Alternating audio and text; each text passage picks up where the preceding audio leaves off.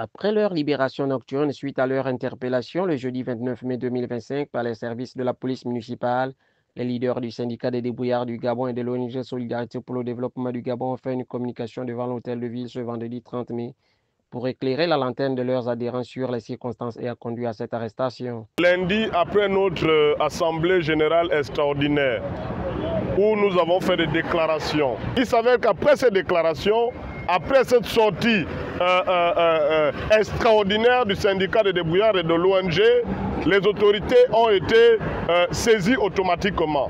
Alors, hier, en matinée, aux environs de 10 heures, nous sommes appelés par le directeur des marchés qui nous demande de nous rendre à Montbouin à la surveillance pour une rencontre avec le délégué spécial en charge des marchés et le DG des affaires économiques.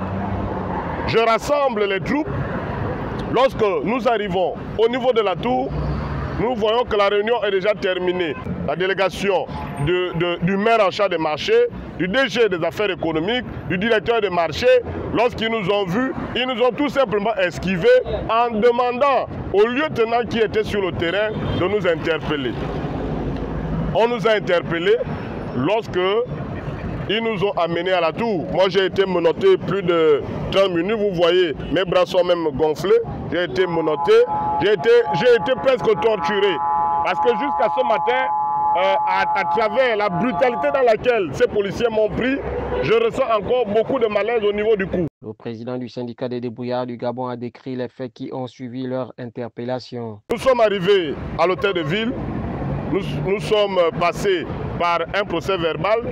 J'ai été entendu, le président V a été entendu, et les policiers qui ont voulu être manipulés dans cette mafia, dans cette gangstariste que aujourd'hui la mairie de Libreville, à travers certains individus, veulent mettre l'institution à mal. Lorsque les policiers ont vu que cette affaire-là était louche, les policiers ont tout simplement enlevé leurs mains pour dire cette affaire, c'est des syndicats, ils revendiquent quelque chose de noble, quelque chose de bien. Si c'est pour ça que vous avez eu à faire des mouvements, nous ne vous accusons de rien.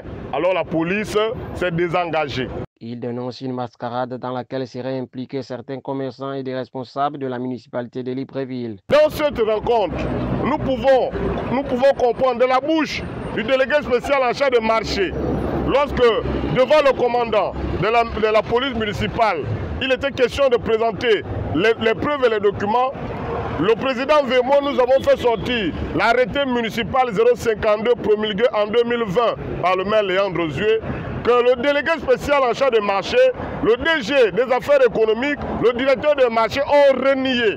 Et le délégué spécial en charge des marchés pouvait dire que lui-même, de sa propre main, avait signé un autre arrêté qui permettait aujourd'hui aux surveillants de racketter de l'argent dans les marchés. Les partenaires sociaux que nous sommes, nous n'avons été informés de rien. Curieusement, ceux qui sont informés, c'est l'association des jeunes commerçants de Montbouin, c'est le syndicat de Mme Aïcha qui sont informés de cet arrêté. Le président de l'ONG Solidarité pour le développement du Gabon a appelé les membres à resserrer les rangs afin de soutenir la vision du président de la République qui vise à mettre de l'ordre dans les marchés. Mobilisation à tous les commerçants au sein des marchés, dans tout le pays, dans toute la nation gabonaise, dans tous les marchés. Le timbre est à 500 francs. C'est ce que la loi de finances nous autorise à payer. Et c'est ce que la loi de finances demande aux municipalités, sinon aux collectivités locales, de pouvoir remettre à chaque commerçant. Comme c'est écrit, droit de place 500 sur chaque timbre, au lieu d'accepter de prendre 2, 3 ou 4 timbres. C'est un combat qui est d'ordre national pour pouvoir restaurer la dignité des commerçants, parce que nous devons tous suivre le pas que le président Oligui a eu à poser, à savoir la restauration de notre pays. Et si nous, les commerçants, nous, les responsables des commerçants, nous ne faisons rien pour arrêter le vol, l'arnaque et l'extorsion de fonds qui se passent dans les marchés, c'est que nous sommes complices de ce crime, parce que c'est un crime. Et les criminels, on sait tous quelle est leur place. Le leader de l'ONG Solidarité n'a pas oublié de témoigner de la gratitude à l'endroit du chef de l'État et toutes les autorités qui l'accompagnent dans la construction du Gabon. Nous venons dire merci au commandant des unités de l'hôtel de ville parce qu'il a été impartial face à la situation d'hier.